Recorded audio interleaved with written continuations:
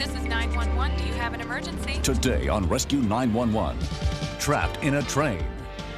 Train's moving! Get off! One boy's silence Just afraid to tell anybody. leads to a mother's tragedy. The railroads made a very extensive search. Unfortunately, they did not find him. And a new hero. The train's talking! Plus, an old man I watched her play to pass the time. becomes a young girl's guardian angel She was being strangled. on Rescue 911.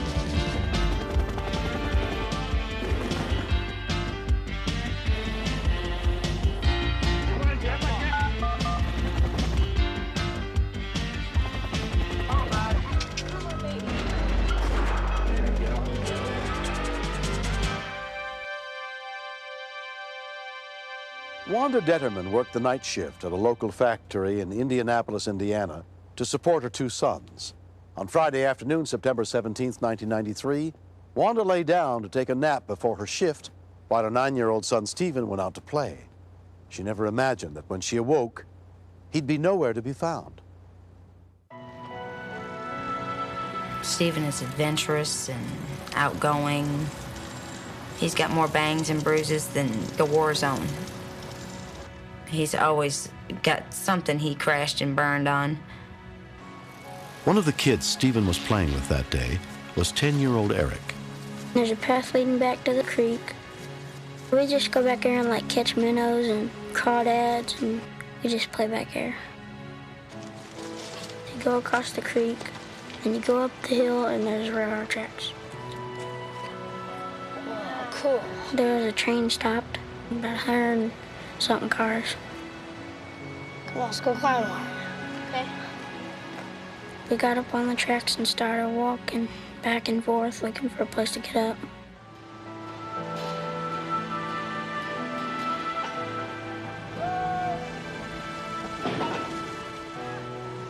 It was scary. It was like there was nothing to hold on to. It felt like you were gonna fall off whenever you walked.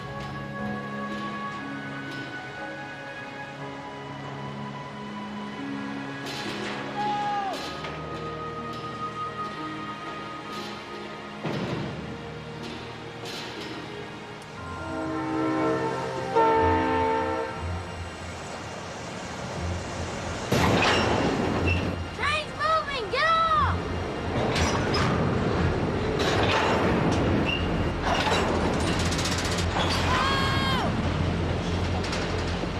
I was just like scared. Get down, that's all going through my mind.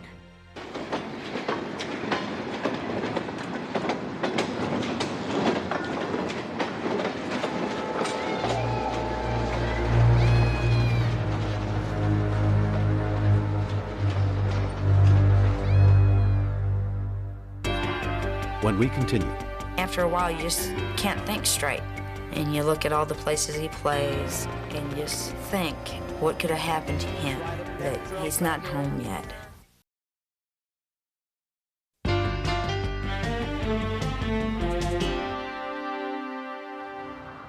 at around 7 p.m., when Wanda woke from her nap, Thomas? she went to check on her sons. Have you seen your brother? No, I seen him. Thomas was there, and Stephen wasn't in yet. Has he been home to eat? Nope, he ate after school. And it was like, something's not right. There was nothing else that I can really put my finger on. I just remember that feeling of panic. Well, Stephen hasn't been home in a couple hours, and we don't know what's going on. I got on the phone and called a few of his friends. Okay, not since 6:30. All right. It's going on 8 o'clock, and I knew he would be hungry. I mean, he's always there to eat. Wanda and her older son Thomas drove to all the places they thought Stephen might be. We stopped at everybody in our neighborhood's house that he plays at. We went to Jeremy's. We went to Eric's. Hi. Hi, Eric. Have you seen my brother? Last time I seen him, he was with Timmy. Well, do you know where they went? Okay, bye. I was just afraid to tell anybody, because I didn't want to have to go to jail or something for criminal trespassing. I was hoping he got off and he was walking around somewhere trying to find his way home.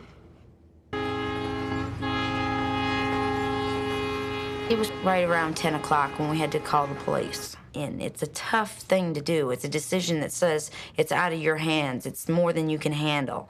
And that's not an easy decision to make with your own kid. It's like, I can't find him. The next day, a neighbor who'd found Stephen's bike near the creek showed the police the spot. The neighbors had told me that the night before, right around 7, there was a train stopped. And so, I'm thinking, bike was by the tracks, he might have got on the train, it started up, took off. The railroads made a very extensive search for Stephen, but it's not uncommon for trains to be broken apart and sent into many different directions.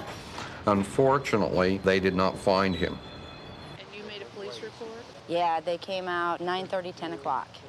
An investigative team with the Marion County Sheriff's Department was called in to look for Stephen, led by Captain Gerald Trout. After the trains were searched and they failed to locate him, we began to look another direction. It's very possible that there was foul play involved. Someone had kidnapped him. Can you tell us when were you last seen Stephen? After interviewing several children in the neighborhood, there was no indication at all that Stephen was playing on a train on Friday night. The other kid was walking. Where do you think they went? I don't know. It was getting harder to tell because the longer I waited, the more I was going to get in trouble. On Saturday afternoon, we called a canine unit in to see if they could pick up a scent. We walked the railroad tracks for approximately 5 miles both ways, with the possibility if he jumped off the train, he could have rolled and been injured and be covered up by weeds. We used the Indiana State Police helicopter that flew a pattern along the dual tracks from downtown Indianapolis to the Avon yards and checked some of the creeks adjacent to the railroad. They made several passes, and they didn't spot anything that would help us at all in the search. On Sunday, neighbors volunteered to form a search team and canvass the area, including Eric and his mom, Cheryl. I heard that they found his bike in the woods, so I just assumed that someone had taken him, that he was kidnapped or something.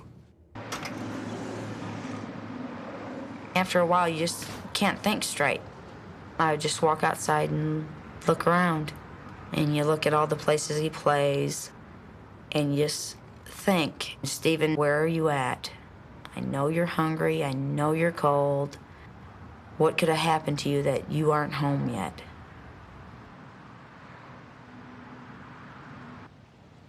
By Monday morning, 3 days after Stephen's disappearance, 4 boxcars from the original train were 60 miles away, about to be filled with grain.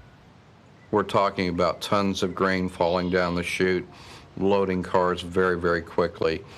And it's a very mechanized type process, so there's very little human involvement. Just in 1992 alone, 533 individuals lost their lives playing along railroad tracks or in railroad yards. It's a very dangerous situation.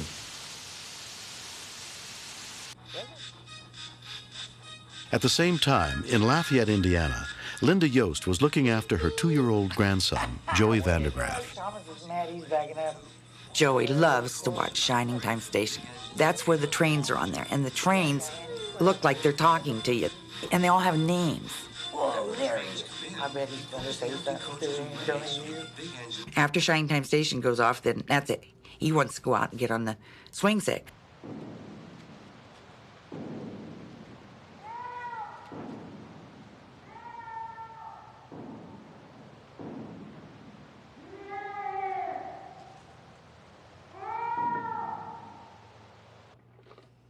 I was picking stuff up, and I looked up, and there he was, all right back in there, hollering at me, "Grandma, Grandma." The train's talking.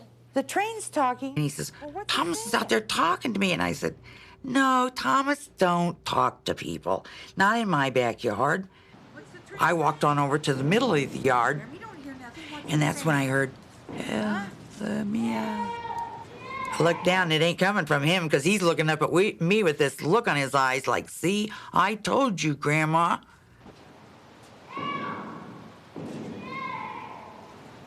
Where are you at? You're in the train? I thought, whoa, how am I going to call the sheriff? How am I going to call the police? Ooh, I don't know their number. And I don't have my glasses on. So I hit the back door at the same time a light bulb went on in my head. And I go, 911, 911, yay. Detective Sergeant Jerry Gerard of Lafayette City Police Department was the first on the scene. When the call came in, I was probably within 2 or 3 blocks of that location. Dispatch had indicated that there was some pounding and yelling. Didn't hear a thing. Police department. About that time, we did hear a faint voice yelling for help, and you could hear some pounding, like he was inside one of them. There's an open door out there.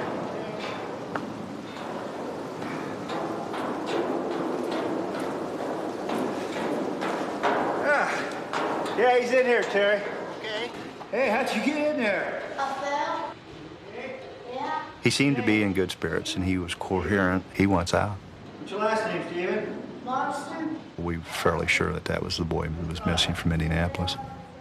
I radioed to one of the other officers down on the ground to call headquarters and get a hold of Marion County immediately, because I'm sure his mother was quite upset. Go slow. It was cold, dark. I just laid there. Stay on the ladder till you get out, okay? Don't try to... I might have passed out. We got you. You're all right. Good job. And then I was relieved that someone found me. I didn't think I was ever going to get out of there. When paramedics examined Stephen, they found that though hungry, thirsty, and scared, he was fine. And when I asked Stephen, did you think Mom had forgotten about you? No, Mom. Hi there. What's your name? At least he knew I was thinking about him and that I was trying to do everything I could. If he hadn't went out there by himself, I have to wonder, would he have still heard it? Joey, I want to make you an official Lafayette junior policeman. You're really a hero. Was it maybe just a little bit of God's way of stepping in there? You just have to kind of think, there's somebody up there watching out for people, you know. I feel bad for what I did, because I made everybody worry about me. I'm just glad he's alive. We went over there the day they found him. I apologized and talked to him. I'll probably forgive him in a couple years. In about a year and a half. I'll make you suffer. They made me sit in my room for almost two weeks with nobody to talk to. I still don't feel good about myself, knowing that I let him be in there suffer. We all split up and took off, but we didn't tell anybody. If anybody's in danger, you should tell, even if it means getting in a lot of trouble. Hi. Hello. Hi. I was amazed that a child of that age could communicate well enough, that someone actually believed him and went out and investigated it. Yeah. See, that's the badge you got. I thought it was a miracle, because I didn't know 2-year-olds could talk that well. I didn't know they could hear that good. Look, Joey, we're swinging from branch to branch. There's a lot of good people out there that'll do anything in the world for you. There were a lot of people I didn't even know that showed up to help. A thank you is, you know, it's a lot and a little, all wrapped up into 2 little words. I mean, you can't say it enough. Thanks for looking for me. Thanks for worrying about me. And I'm never gonna climb on a boxcar again in a million years. Next. I was secured with the fact that the doors were locked, the dogs were chained up, and I would be back before they even woke up.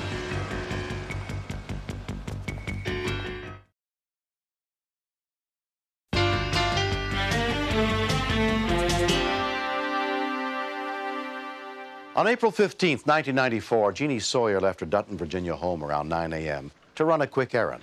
Her daughters, 17-year-old Janelle and 4-year-old Rena, were still asleep, but Jeannie never imagined that anything bad could happen in the hour she planned to be gone.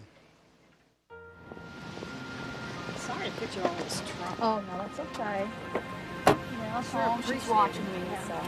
I had to take my mother-in-law to get a prescription, and I really was secured with the fact that Janelle would be there to watch Rena. And the doors were locked, the dogs were chained up, and I would be back probably before they even woke up.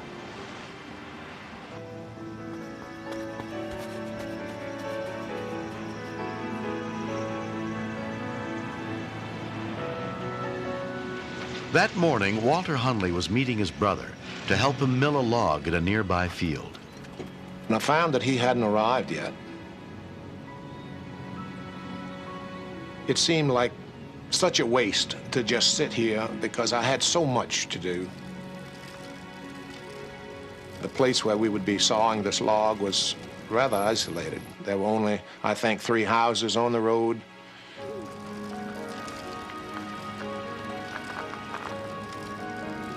I noticed a little girl playing out in the backyard. She was the only thing going on. And gosh, she was lovely.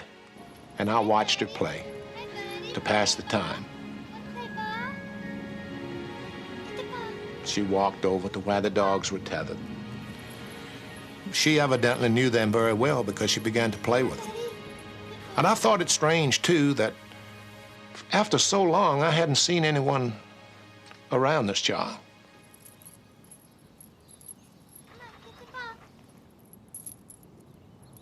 She seemed so happy and so carefree, and the dogs were so gentle and let her play with them.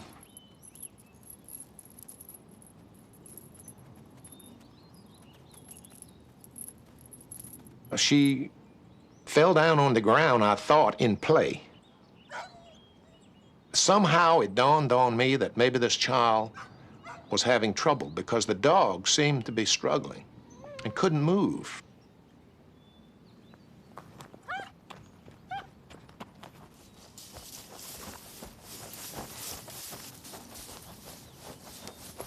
I could see that she was being strangled by the wrap of cord around her neck.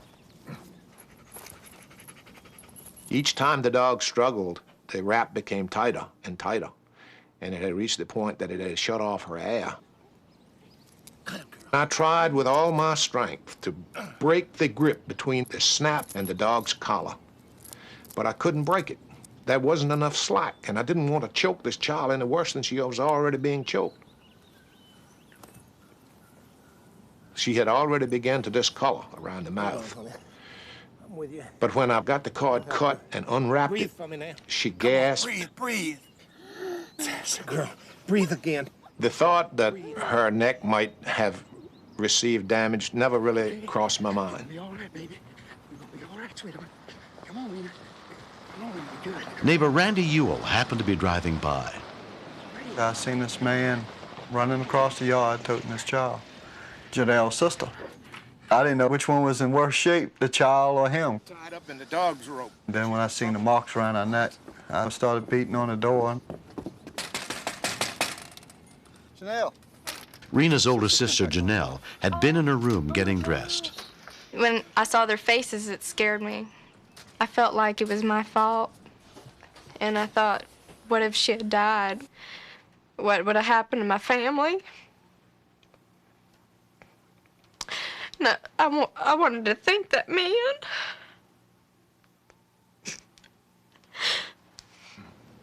If I hadn't have showed up, the child would have been hidden in the grass. No one would have been there to see her fall. And consequently, no one would have been there to have freed her. 4-year-old Rena Sawyer suffered no ill effects from the incident. She knows now she cannot go and play with the dogs if they're tied up. And she can't even go near them to give them anything. We let him loose to play with Rena, and she's cautious now. Oh, no! But we don't want her to be afraid of animals because she's an animal lover. Mom's gonna hold you. I want to be an animal doctor. We have to take care of puppies and little kitties. You have to do a lot of things. For 25 cents, I'll let you clean all the fish I catch. Walter and Rena have become good friends. The newspaper girl said, "I'm not surprised when I found out it was Mr. Hundley." She goes, "That's the kind of man he is." You're too heavy for me. I hope I don't fall overboard. If you fall But if I do, would you come and get me?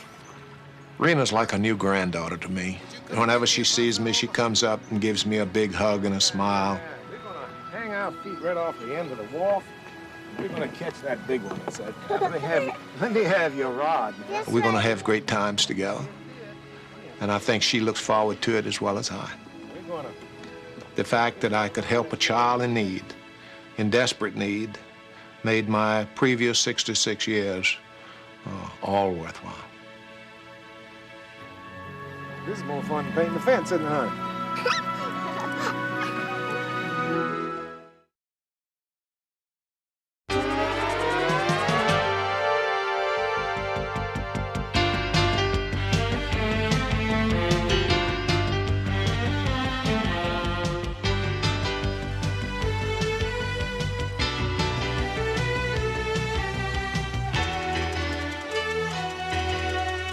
Mr. Shapiro, step out of the car, please.